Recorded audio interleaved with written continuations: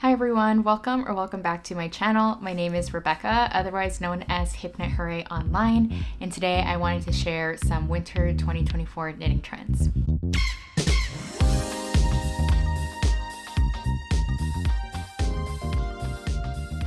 So in this video, I just wanted to share some of the trends that I've been noticing. I don't film these videos very often. I think the last one that I filmed was in spring 2024, and I feel like that's mainly because I can't really spot trends that easily. Like, I can definitely appreciate them, but I can't really notice them until they're like screaming out at me or they're very obvious. And I feel like this season there's definitely been some common trends in the knitwear community, but also in the mainstream fashion industry that's now translated into some new knitting designs and pattern releases. So in this video, I wanted to share some of those trends, and hopefully this can be some inspiration for your next cast on. It's going to be maybe a little bit jumpy because I've kind of mixed together trends that I've been seeing in the knitwear world, but then also in mainstream fashion, and some knitting patterns that you can knit to replicate those mainstream fashion trends. So it may seem a little bit jumpy, but overall, the things that I wanted to share today are just fun fashion trends that I've been seeing and that I would like to knit. So the first few trends that I've been noticing all have to do with headwear. I think statement headwear is definitely having a moment, not just hats.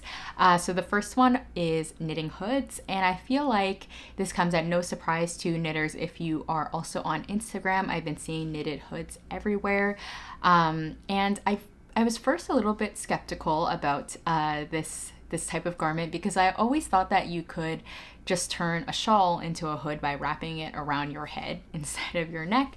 And I do think you can still definitely do that, but hoods have some design elements in them, I guess, that will help them stay in shape and stay secure as a hood rather than just a shawl that is a makeshift hood. So I am a little bit more convinced now, and I kind of think that I need one now after looking at all of them for this video.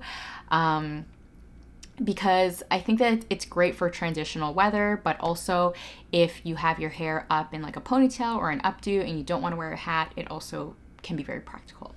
So the first one that I wanted to share is the My Jose hood by Nordgard knitters. This one I really liked because of the I-cord ties on it. So it's knit with Aran weight yarn on 5mm needles. It's knit in Oliver garter stitch, and it's knit top down. So you first start off by knitting this flat rectangular base at the top, and then you pick up stitches all the way around, and then you work the head portion of the hood, and then you work the scarf portion, which is pretty narrow. I would say it's all garter stitch as well, and it's shaped with increases before it then tapers to these I-cord ties. And the I-cord ties were what really drew me to this design. I really like that you are able to securely tie the hood without it looking too bulky, and I think it's just a really nice design touch. The next one is the Sophie hood, very infamous by Petite knit. It's knit with Aran weight on 5mm needles, and it's similar to the My Jose hood in that it is a garter stitch fabric. It's the same yarn weight, it's the same needle size, but it's constructed in a very different way. So the Sophie hood has a rounder silhouette along the back and the top of the hood, I would say, compared to the My Jose hood. It has signature details of the Sophie series. If you've happened to knit a Sophie scarf or a Sophie shawl before, there's the I-cord edging, and there's the pretty small, or I guess pretty invisible, increases and decreases on one side of the shawl portion of this hood. So you work this hood from tip to tip. So the first half you're working increases, and then the second half you're working decreases, all in garter stitch. And then you sew the back of the neck together to form the hood. And this is one of the hoods where I feel like if you already have a Sophie shawl, like the largest Sophie shawl I've knit before, and I feel like you could just wrap that around your head to kind of look like the hood. But if you really like the Sophie design series and you really do want to have a little bit more shaping to make it fit more comfortably, you can't go wrong with this Sophie hood design. The next one is the Alex hood by Pernille Larsen of Knitting for Olive. So this one is fingering weight and lace weight yarn held together on 3.5mm needles. This one is an all over 2x2 rib pattern. And you start off with the ties of the hood and you work them towards the midpoint of the hood. So you work some increases and then you graft them together. And then after you graft them together, you then pick up stitches along one end of that panel that you just grafted, and then you knit the hood. And I really like this one because of the strand of mohair and the thinner fabric. I feel like it's not as bulky as the other two designs that I just shared. So it would work well in not very cold, but like cooler days in the spring or in the fall. I think that this one looks really nice. It's a bit smaller as well. And then the last one that I want to share is the Thelma hoodie scarf by Ingrid or Ingrid DYB. I'm not totally sure, but Ingrid has been a knitter that I've been following for many, many years for knitting inspiration, and she designs a lot of pieces now. So the hoodie scarf is knit with bulky weight on 4mm needles, and it features this all over mock cable and rib pattern.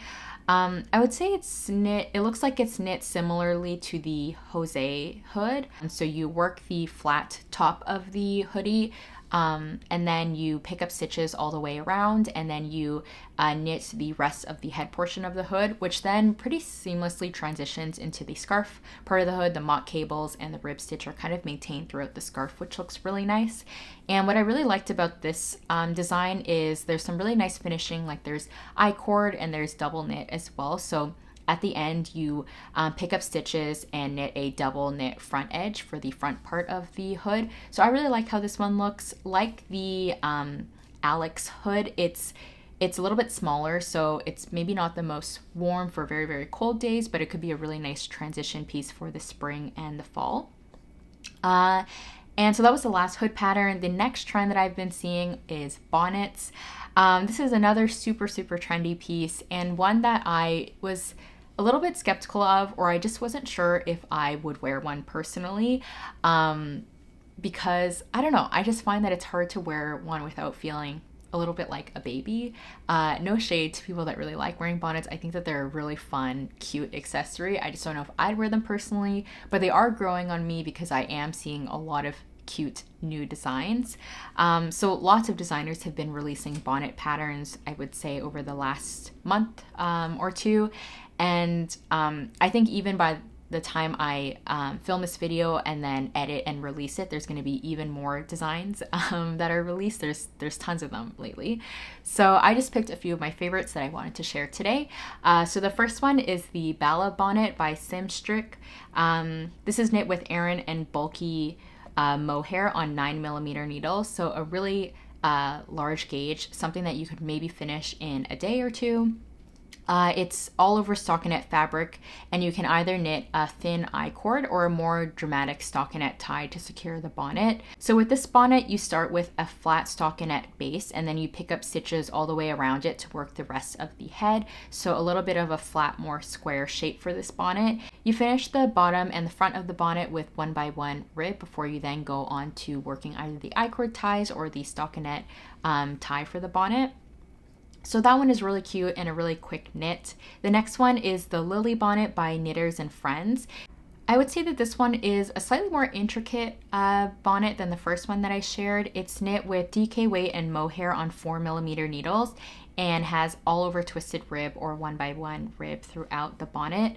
And it has a very similar construction, so you knit that flat base and then you pick up stitches around to shape the head of the bonnet, and then you work the ties at the end. I'm not exactly sure how you knit the ties or how you attach them to the bonnet, so I don't really want to say the wrong thing, but somehow you pick up or attach the ties, which are also knit flat and in twisted rib.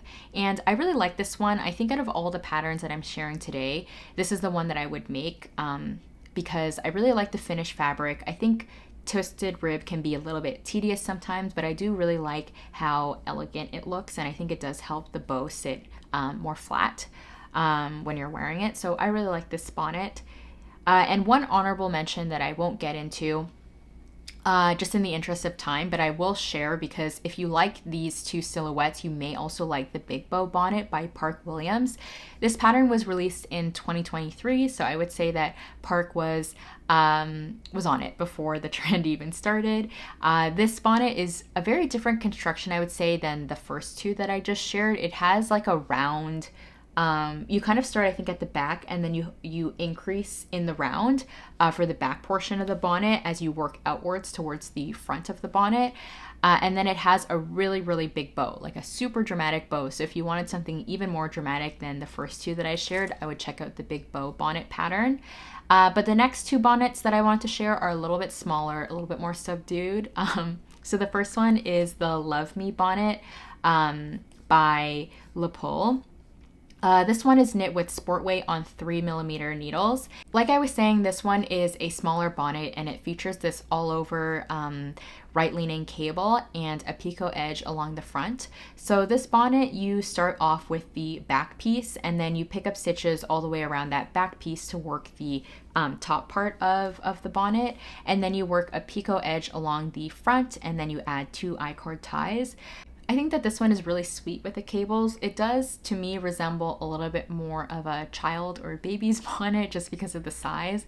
But I think if you knit this bonnet in a bright, bold color like LePull did, I think it makes the bonnet seem a little bit more grown up.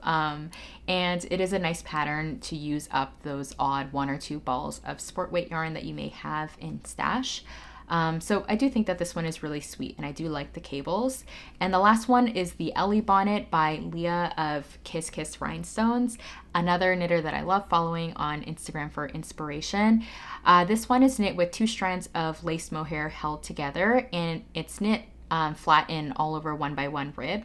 This bonnet is knit from tip to tip, so I think it's a pretty simple construction.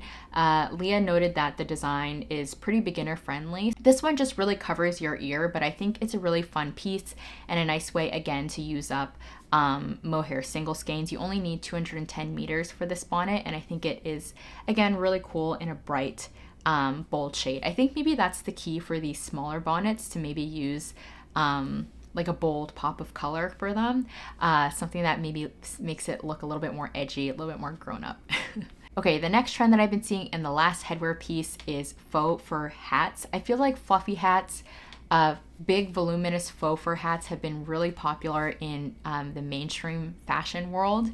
I think that they were really popular back in the 90s, and they're just these huge voluminous hats. I've been seeing them in just really large brim hats, bucket hats. I think they're called caustic hats, the flat ones along the top. I think that these are super, super dramatic, and they can be very sophisticated in like a more neutral shade.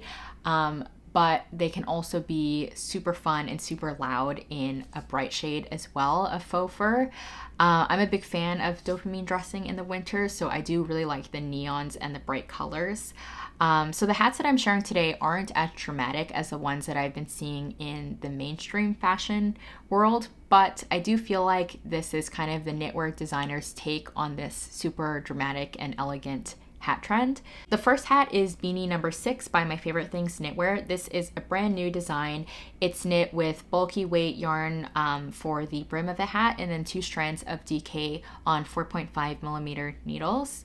I really like the look of this hat. I've mentioned before that I really like the look of a short brim hat, and especially one that's super voluminous like that. I think the boucle is supposed to look kind of like shearling, like a faux fur along the front of the brim of the hat, and it's worked from the bottom up. So you start off by working that brim of the hat in the boucle, and then you switch to working the rest of the hat in the 2 strands of DK weight wool. And there are these faux decorative seams which I think add a lot of structure to this hat and create a really cool shape along the top. Every version that I've seen of this hat I really like, but I do really like the ones where the boucle is added for that decorative seam along the top of the hat. I think it's really fun. The next one is the Ebba hat by Knitters and Friends. This is an all-over faux fur teddy hat. It's knit with bulky weight yarn on 7mm needles, the same yarn that's suggested in Beanie number 6, Gepard Garn Teddy Deer. There's really not a lot of pattern information available on their website for how to knit this hat, but they do note that it is beginner friendly, so I am thinking that it's probably knit in the round from the bottom up, and then you cinch the hat together at the top just by looking at the picture. I really wish that the pattern description was a little bit more detailed, and so I could be a little bit more helpful because I don't have the pattern. But I think regardless, it's a really simple hat to knit if you want a really warm statement faux fur hat, and I don't think it'll take too long to knit on 7mm needles. If you want an even more dramatic option, I would say the Faux Chapeau by Park Williams of Park&Knit is a really great option. With this design, the Faux Chapeau and then the big bow bonnet, I would say that Park was definitely on these trends super early before they were even really trends. This pattern was released in December 2022, and it would be perfect if you want to replicate some of those neon faux fur bucket hats that we've been seeing in stores. Big fan of dopamine dressing, so love to see the really bright neon colors that Park chose for these samples. This hat is knit with super bulky weight yarn on 6.5mm needles, and it's knit from the bottom up. You start off by working this double folded brim, and then after that you shape the crown of the hat with decreases.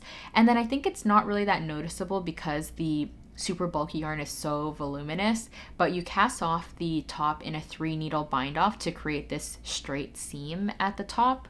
I think it's more of a design detail, but it's really hard to see in the yarn because it's so fluffy.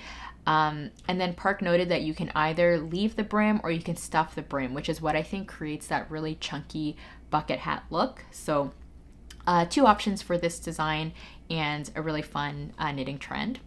And the next trend that I've been seeing are narrow stripes. So I totally recognize that stripes aren't exactly a trend. They've always been, I would say, pretty popular, but ones that I've been seeing a lot more in particular are narrow or like micro stripes, just a few rounds and continuous throughout the whole garment. I think narrow stripes are really graphic and they're a really fun way to play with color.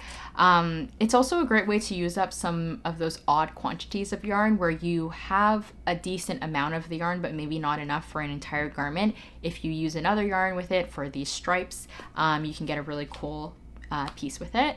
So I think I started noticing this trend a little bit more in the summer of last year, but definitely seeing it a lot more now as well. It started with the Olga jacket and the Olga sweater by Petite Knit. Both the jacket and the sweater have the same gauge and the same suggested yarn Peer Gynt, and I would say that they're constructed in a very standard way for a drop shoulder cardigan or sweater.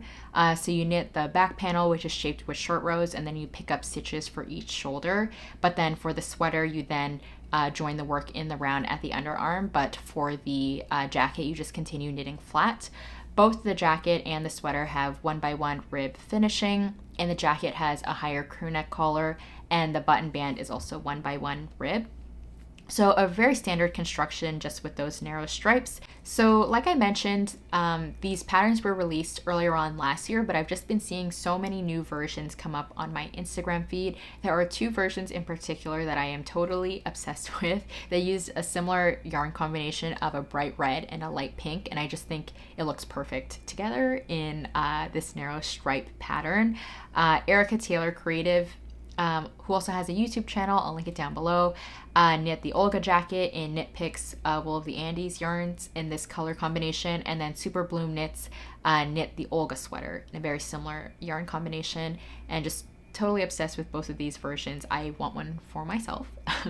And then the next one is the Stripe Overload cardigan. So this was released later in 2024. It's knit with Aran and lace weight on 5mm needles. This cardigan is knit from the top down, and it has a pretty standard raglan construction. You start off by working the collar, which is worked in 1x1 rib, and it's a polo collar, so it's a little bit longer before you then change to knitting the raglan increases in stockinette. This cardigan has really narrow stripes, so you change colors every 2 rows, and I feel like that makes the color change even more bold and even more graphic. And I also like how the button band is worked at the same time that you knit the body in 1x1 rib. I think it makes the finishing just a little bit easier at the end of the cardigan, and also it blends in really well from the polo, which is worked in 1x1 rib.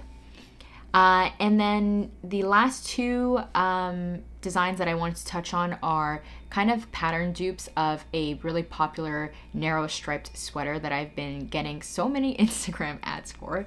So it's the Baba jumper number 6, and I'm curious if other people are also getting ads for this sweater because I see them on Instagram all the time, both the women's and children's version of the Baba jumper number 6.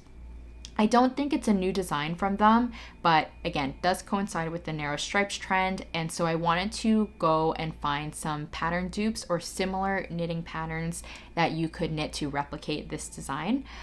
So the first one is the Esgen pullover by Kit Couture. This pullover is knit with fingering weight yarn on 3mm needles. It's knit from the bottom up. You work the body and the two sleeves separately, and then you join them together at the underarm, and then you work raglan decreases. I really like this pullover, especially the finer gauge. I really like finer gauge pieces.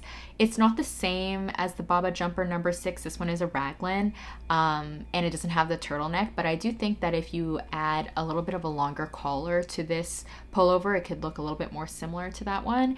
And then the second one is the Glitch sweater by Low Key Bold. This sweater is knit with DK weight yarn on 4mm needles, and it's knit top down, and in the round it has a round yoke construction. And the Glitch sweater has, I would say, like a pretty seamless increase rate that's worked for the round yoke, and there's this really cool decorative seam at the back for where you change the color. I think it just looks really nice. It's a cool design feature, but it also helps with the jogs that you can get with really small stripes. I also really like how the narrow stripes transition into the ribbing for the Glitch sweater. I'm not really sure how exactly it's achieved, but you can see that the pearl bumps in the ribbing are the opposite color. I think it's a really cool graphic effect, maybe where the Glitch sweater got its name from, because it looks really cool and it's a nice design feature. So both of these sweaters aren't perfect dupes of the Baba jumper. I haven't really been able to find one that looks the exact same, but you can get a similar look with these two sweaters, and I am really liking the narrow stripes trend. And then the last trend that I haven't been seeing as much, but I really want to get more popular because I really love the look of them, is capes. So I have never really thought to get a cape before, but I do think that it could be a really practical garment and something that could work really well in the wintertime for more fancier occasions. I'm thinking like if you go to a wedding or like a party, like a dinner party, and you're wearing like a nice dress, having the cape on top is a really nice layering piece and it just looks really elegant. I think it works really well in an office setting as well if you wear the cape over just like a fitted turtleneck. I think it's really nice, and I'm seeing that there may be a use for it in my wardrobe, so I'm looking at these two designs, which the first one is still in testing, the second one has been released. So the first one is the Darcy Cape by Len Holm Samso of Knit. It's knit with fingering and lace weight yarn together. Not too sure about the suggested needle size because it isn't released yet, so I haven't been able to see the pattern page, but it will be released sometime in February. From what I can tell though online, it's knit top down and it has a mock neck and hems that are worked in 1x1 rib, and it has a stockinette body and then simple slits along the side for your arms.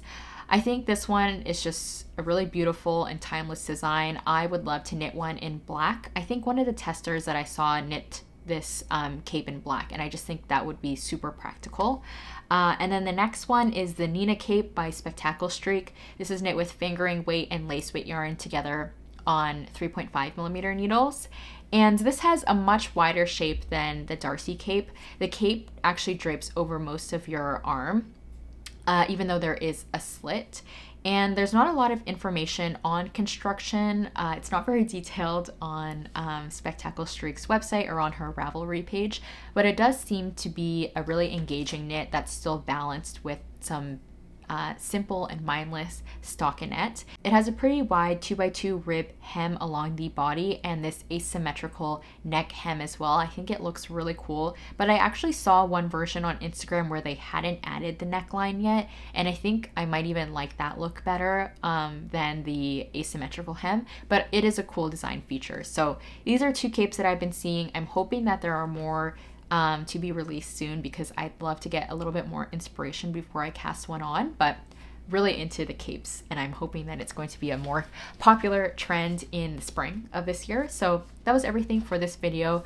Thank you so much for watching, and thank you so much if you reached this point in the video. I hope this video was fun and helpful to give you some inspiration for some new cast-ons. I'd love to know down below if you agree or disagree with some of these trends, and if there are any trends that I missed. I'd love to know them down below. And on a more personal note, and quick reminder, if you know of any Baba number 6 jumper dupes, I'd love to hear them down below, because I would love to see a little bit more before I cast that on, but I do really like the look of that jumper.